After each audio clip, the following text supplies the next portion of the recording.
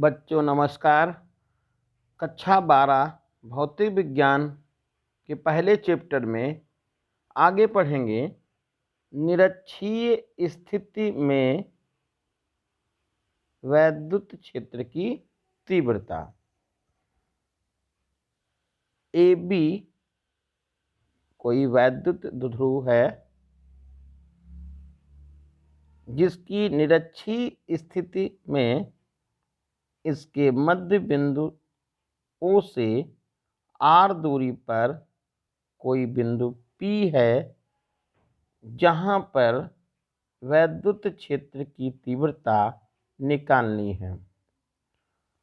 तो plus Q आवेश के कारण बिंदु P पर उत्पन्न वैद्युत क्षेत्र की तीव्रता E1 है और माइनस Q आवेश के कारण बिंदु P पर उत्पन्न वैद्युत क्षेत्र की तीव्रता E2 है।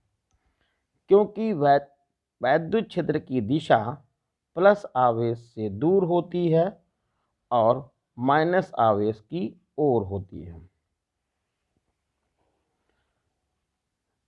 बिंदु P पर उत्पन्न वैद्युत क्षेत्र की तीव्रता और E1 और E2 को घटकों में वियोजित किया गया है। ये कोण थीटा है, तो ये छोटा सा कोण ये भी थीटा हो जाएगा, जिसको हम संगत कोण कहते हैं।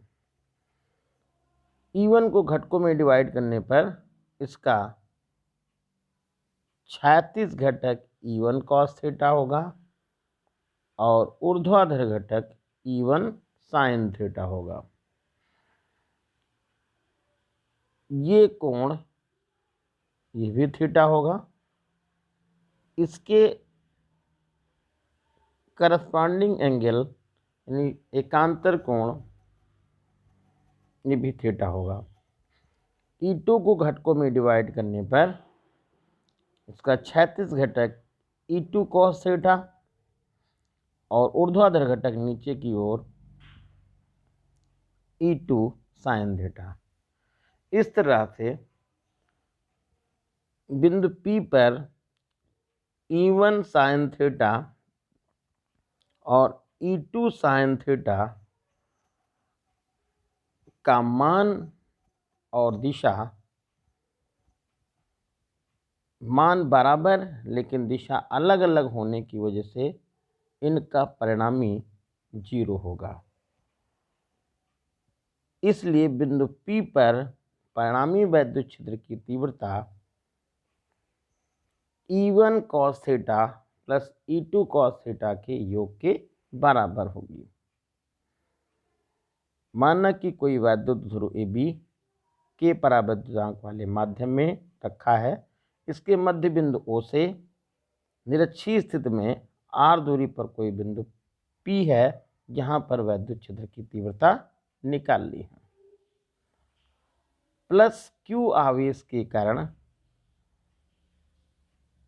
बिंदु P पर वैद्युत क्षेत्र की तीव्रता E1 equal 1/4 pi epsilon naught के Q अपान AP स्क्वायर। माइनस Q आवेश के कारण बिंदु P पर वैद्युत क्षेत्र की तीव्रता E2 equal 1/4 pi epsilon naught के Q अपान BP स्क्वायर। E1 और E2 को घटकों में डिवाइड किया गया तो परिणामी वैद्युत क्षेत्र की तीव्रता, जैसा कि हमने अभी बताया आपको, E equal E1 cos theta plus E2 cos theta. समकोण त्रिभुज AOB में AP स्क्वायर बराबर equal OA square plus OP square, क्योंकि कर्ण स्क्वायर इक्वल लंब स्क्वायर प्लस आधार स्क्वायर, ये पाइथागोरस में है। इसलिए A P square equal L square plus R square. A P equal under root R square plus L square. क्योंकि A P और बी पी आपस में बराबर हैं। क्यों बराबर हैं? क्योंकि O P line A B की अर्धक रेखा है।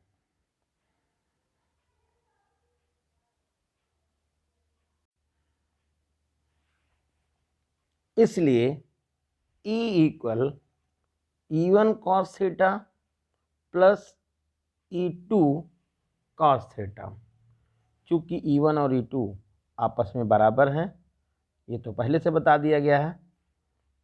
अब देखिए यहाँ पे E equal 2E1 cos theta, क्योंकि A1 और E2 आपस में इक्वल हैं।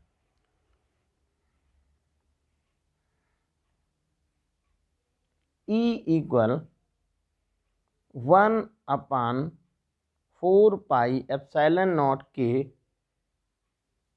Q अपान ए पी स्क्वायर E1 के स्थान पे लिख दिया गया। 2 यहाँ पहले से है, यहाँ पर 2 लिख दिया गया। कॉस थीटा लिखा गया, और cos theta equal under root cos theta equal L upon under root R square plus L square, क्योंकि कॉस थीटा बराबर होता है आधार बटे कर्ण। इसलिए E equal 1/4 pi epsilon naught के Q इंटू 2 इंटू एल, यहाँ कॉस थीटा वाला एल लिख दिया गया, और ए पी स्क्वायर का मान आपने पहले ही निकाल लिया है, R square plus L square, उसको लिख दिया, into L upon under root R square plus L square.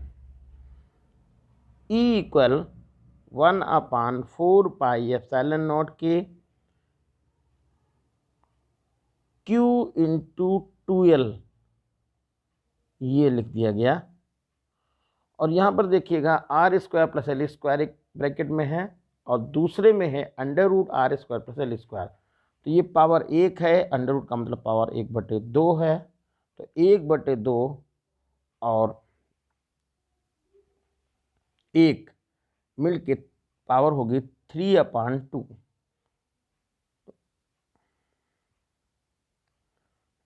L square का मान आर स्क्वायर की तुलना में बहुत कम है, इसलिए एल स्क्वायर को नगण्य मानने पर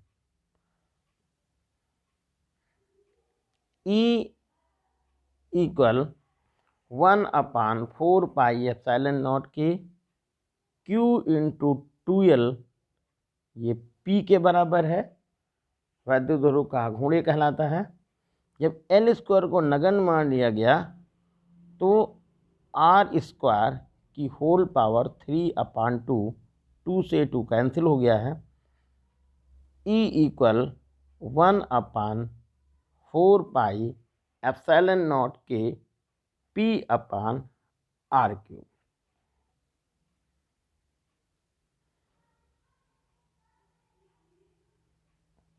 एक बात और इसमें ध्यान रखेंगे कि वैद्युत क्षेत्र की दिशा निरक्षीय स्थिति में अक्ष के समांतर प्लस आवेश से माइनस आवेश की तरफ होगी, प्लस आवेश से माइनस आवेश की तरफ होगी।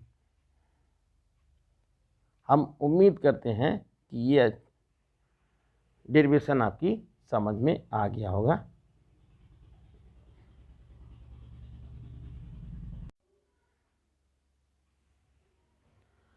आगे देखिए आंकिक प्रश्न। आंकिक प्रश्न में पहला प्रश्न है, एक चालक में 4000 इलेक्ट्रॉन अधिक है। चालक पर आवेश का मान तथा प्रकृति बताइए। तो स्मॉल n इक्वल 4000, ये इलेक्ट्रॉनों की संख्या है। इलेक्ट्रॉन पर चार्ज E इक्वल 1.6 इंटू 10 की पावर -19 कूलम। Q निकालना है। फार्मूला है Q equal Ne। Q equal number of electron 4000, electron का चार्ज 1.6 इंटू 10 की पावर -19। पॉइंट हटा दिया, यहाँ पे नीचे 10 हो गया है। 10 का एक जीरो, 4000 का एक जीरो कैंसिल आउट कर दिया। तो Q इक्वल 6400 इंटू 10 की पावर -19। अब इसमें थोड़ा सा ध्यान देखेंगे। देखिए यहाँ पर 1, 2, 3 और 4 इसमें अंक हैं, लेकिन हम 3 अंक पहले दशमलव लगाएंगे तो यहाँ पर पावर 3 लिख देंगे और 10 की पावर -19 तो यहाँ है, ये कैंसिल हो जाएगी। तो Q इक्वल हो जाएगा 6.4 इंटू 10 की पावर -19 कूलम। ये Q निकल गया।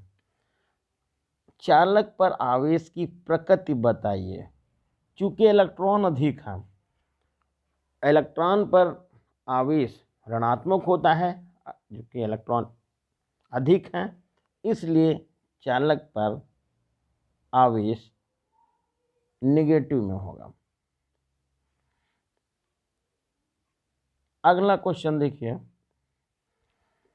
दो समान गोले जिन पर विपरीत किंतु असमान आवेश है, असमान का मतलब होता है कम ज्यादा, एक दूसरे से 90 सेंटीमीटर दूर रखे जाते हैं। इनको आपस में स्पर्श करा के पुनः उतनी दूरी यानी कि 90 सेंटीमीटर पर रख दिया जाता है, तो इनके बीच में लगने वाला बल 0.025 न्यूटन बल का प्रतिकर्षण बल हो जाता है। प्रत्येक पर अंतिम आवेश बताइए। चूंकि गोले कैसे हैं, समान हैं, जब इनको स्पर्श कराया जाएगा तो अंतिम आवेश दोनों पर समान हो जाएगा, जिसको मान लिया गया है कि माना कि अंतिम आवेश उन दोनों गोलों पर Q हो जाता है। तो कूलाम नियम के अनुसार Q1 और Q2 का मान Q लिखा जाएगा। F इक्वल 9 इंटू 10 की पावर 9 Q इंटू Q अपान R स्क्वायर। Q और Q का मल्टीप्लाई करेंगे तो Q स्क्वायर हो जाएगा अपान R स्क्वायर। क्रॉस गुणा कर दिया तो F into R square equal 9 into 10 की power 9 into Q square. Q square निकालना है तो Q square equal F into R square upon 9 into 10 की पावर 9। Q स्क्वायर, अब F की वैल्यू 0.025, R की वैल्यू 90 सेंटीमीटर, तो 90 सेंटीमीटर को जब मीटर में बदलेंगे तो 90 गुणे 10 की पावर -2 और R स्क्वायर है, दो बार लिखेंगे 90 गुणे 10 की पावर -2, तो ये -2 और -2 दो बार मिलके -4 हो जाएगा। नीचे अपान में 9 इंटू 10⁹। अब यहाँ पर पॉइंट हटाएंगे तो नीचे 1 के आगे 3 जीरो बढ़ाएंगे, फिर 90 के एक जीरो और ये 90 का एक जीरो और 1000 के 2 जीरो कैंसिल करेंगे। ऊपर कितना शेष बचा? 25 इंटू 9 इंटू 10⁻14। और यहाँ पर देखिए ये 90 का एक 9 और नीचे का 9 से कैंसिल हो गया है। नीचे 10⁻9 था, प्लस में जो ऊपर जाएगा तो ये माइनस में हो जाएगा, तो ये, और यहाँ 10 लिखा हुआ है, ये भी पावर के रूप में जाएगा तो -1 हो जाएगा, तो ये पूरा पावर चेंज होके हो जाएगा 10⁻−14।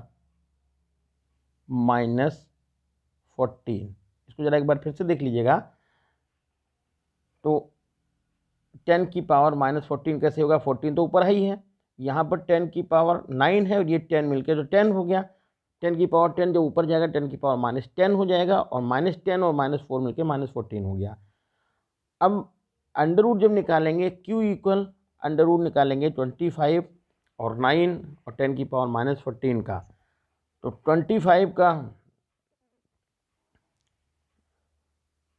तो 5 हो गया, और 9 का 3 हो गया, और 10⁻−14 का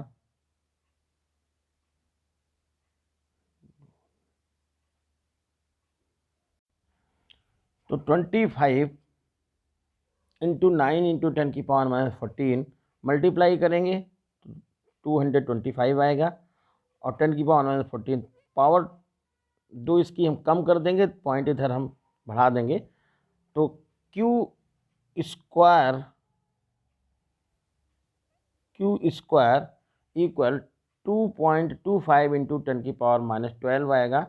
इसका रूट निकालेंगे तो 1.5 इंटू 10⁻6 होगा, तो आंसर आ जाएगा Q इक्वल 1.5 इंटू 10⁻6 और कूलाम।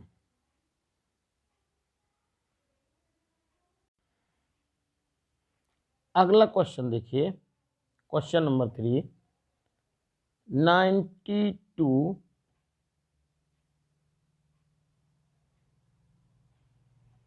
U 238 परमाणु अल्फा कण उत्सर्जित करता है यदि किसी क्षण अल्फा कण विघटित परमाणु के केंद्र से 9 इंटू 10⁻−15 मीटर की दूरी पर है, तो अल्फा कण पर कितना बल लगेगा? अल्फा कण पर आवेश, जैसा कि आपको मालूम है, 2e के बराबर होता है, यानी इलेक्ट्रॉन के आवेश का डबल होता है। और विघटित परमाणु पर आवेश कितना हो जाएगा? क्योंकि यहाँ पर 92 है परमाणु क्रमांक, अल्फा कण के निकलने से परमाणु क्रमांक 2 कम हो जाता है, तो ये 92 में से 2 निकलेगा तो 90e हो जाएगा। Q1 हो जाएगा 2e और Q2 हो जाएगा 90e। दूरी इन के बीच की दूरी है 9 इंटू 10⁻−15 मीटर। लगने वाला बल ज्ञात करना है। कूलाम का नियम F equal 9 into 10⁹ Q1 Q2 अपान R square. F equal 9 into 10⁻, Q1 के स्थान पर 2e लिखा, Q2 के स्थान पर 90e, और R 9 इंटू 10⁻15। तो ये 9 इंटू 10⁻15 का whole of square. F equal 9 into 10⁻9 2e, 2 लिख दिया, इलेक्ट्रॉन का चार्ज 1.6 इंटू 10⁻19 और 90 ये लिखा, और फिर इलेक्ट्रॉन का चार्ज लिखना है 1.6 इंटू 10⁻19 अपन 9 इंटू 10⁻15 को 2 बार रिपीट करके लिख दिया गया है, 9 इंटू 10⁻15 इंटू 9 इंटू 10⁻15। 1.6 और 1.6 का जब पॉइंट हटाएंगे तो नीचे आपका 10 और 10 यानी 100 बढ़ जाएगा।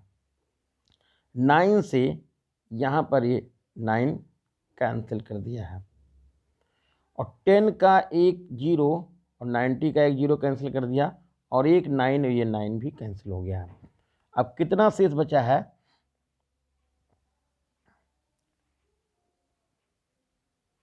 देखिए यहाँ पे 2 लिख लिया, 16 ये भी लिखा, और ये भी 16 है, ये भी 16 लिख लिया, 10⁻9 लिखा, और 10⁻−19 और 10⁻−19 मिलके 10⁻38।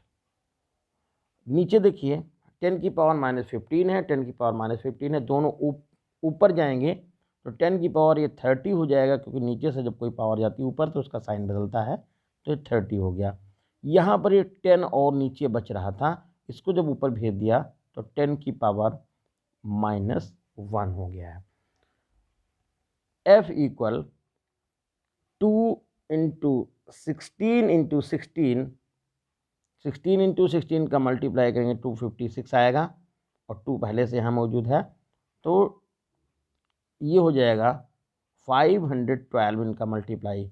यहाँ पर चेक करें, देखिए माइनस का 38 और माइनस का 1 मिलके हो जाएगा माइनस का 39, और 9 ये और ये 30 ये प्लस का मिल जाएगा 39। दोनों को जब देखेंगे तो ये कैंसिल हो जाएंगे, यानी कि इनका मान 1 हो जाएगा, पावर इनकी कट के 0 हो जाएगी। तो F इक्वल 512 यानी कि 512 न्यूटन अल्फा का और उस परमाणु के बीच में लगेगा।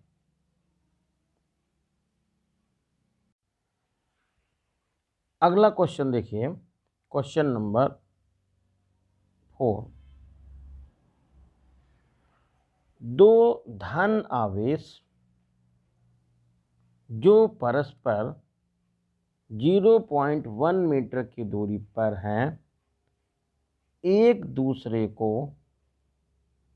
18 न्यूटन के बल से प्रतिकर्षित करते हैं। यदि दोनों आवेशों का योग 9 माइक्रोकूलाम है तो उनके अलग अलग आवेश का मान बताइए। तो ये आवेश दोनों का जो जोड़ है, योग है, वो 9 माइक्रोकूलाम है। तो यहाँ पर सबसे पहले माना कि Q1 यानी पहला आवेश है वो Q माइक्रोकूलाम है, तो दूसरा आवेश 9 माइनस Q हो जाएगा, क्योंकि भाई दोनों का जोड़ जब 9 है तो एक का आवेश Q है तो सेकंड वाले का 9 माइनस Q हो जाएगा। दोनों के बीच की दूरी 0.1 मीटर है, और इनके बीच जो लगने वाला बल है वो 18 न्यूटन है। कूलाम का नियम F इक्वल 9 इंटू 10 की पावर 9 Q1 Q2 अपान R स्क्वायर।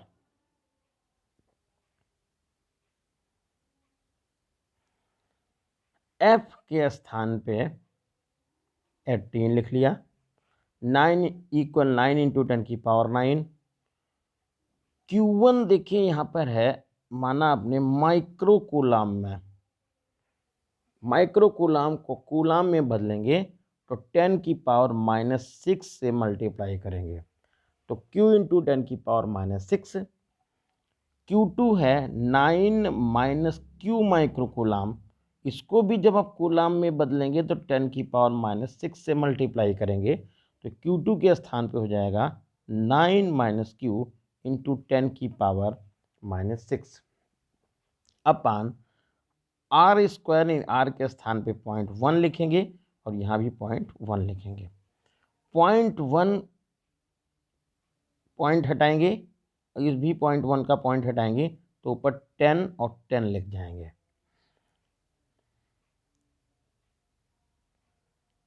अब देखिए यहाँ पर 9 से 18 को कैंसिल करेंगे, यहाँ 2 बच जाएगा। 9 इंटू 10 की पावर 9, Q 9 माइनस Q अगले ब्रैकेट में लिख दिया, और 10 की पावर 6, 10 की पावर -6।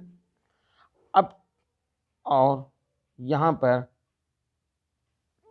10 और 10 2 बार लिखा हुआ है, तो 10 की पावर -6 तो लिख दिया, 10 की पावर -6 में से 10 की पावर 2 हटा दिया, ये 10 और 10 का, तो 10 की पावर -4 बचा। आगे 2 इक्वल 9 इंटू 10 की पावर 9, Q 9 माइनस Q, और यहाँ पे 10 की पावर 10 माइनस का आ रहा, माइनस का 6 और माइनस का 4, ये मिलके माइनस का 10 होगा। माइनस का 10 इसको तोड़ के लिख दिया है, माइनस का 10 की पावर -9 और 10 की पावर -1। 10 की पावर -9 और 10 की पावर +9 कैंसिल हो गया। आगे 2 equal 9, 2 equal Q 9 minus Q, और 10 की पावर यहाँ पर माइनस का 1 शेष बचा, इसको नीचे भेज दिया तो 10 की पावर 1 यानी कि 10 हो गया। क्रॉस गुणा कर दिया तो और साथ में खोल भी दिया ब्रैकेट को, तो 9Q minus Q square equal 20, लेकिन 2 और 10 का मल्टीप्लाई किया 20 हो गया। इसको एक तरफ लिख लिया, Q स्क्वायर को पहले लिख लिया, minus Q square plus Q -20 equal 0। सबके चिन्ह बदल दिए, Q square -9Q plus 20 equal 0। अब ये त्रिपद बन गया।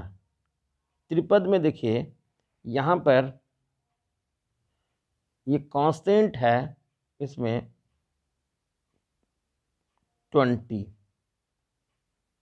ये दिख रहा 20, तो प्लस का 20 होने की वजह से आपने इसके फैक्टर करने हैं, और फैक्टर ऐसे दो करने हैं, गुणनखंड यानी कि ऐसे करने हैं जिनका योग ये -9 हो जाए। तो 20 के जो फैक्टर किए तो 5 इंटू 4 किए, 5 प्लस 4 मिलके 9 हो जाएगा। Q square -5Q -4Q plus 20 equal 0। अब पहले दो पद में हमने Q कॉमन ले लिया है, तो बचा Q -5, लास्ट पहले दो में से पदों में से कॉमन लिया, माइनस का 4, तो पहले टर्म से बचा आपका Q और सेकेंड वाले से बचा -5 इक्वल 0। फिर Q -5 दोनों में कॉमन जा रहा, लिख लिया, और अगले दो ब्रैकेट में बचा Q -4 इक्वल 0। तो एक बार Q -5 इक्वल 0 लिखा तो Q इक्वल 5 हो गया। दोबारा Q minus 4 is equal to 0, Q equal 4 हो गया। तो Q1 की वैल्यू यदि हम 4 माइक्रो कूलाम मानते हैं तो Q2 की वैल्यू 5 आएगी, और Q1 की वैल्यू यदि 5 माइक्रो कूलाम मानते हैं तो Q2 की वैल्यू 4 माइक्रो कूलाम आएगी। इस तरह से ये प्रश्न आपका हल हो गया है। हम उम्मीद करेंगे कि जो बताया है वो आपकी समझ में आया है, और आगे भी इसी तरह से प्रयास हमारा जारी रहेगा। धन्यवाद।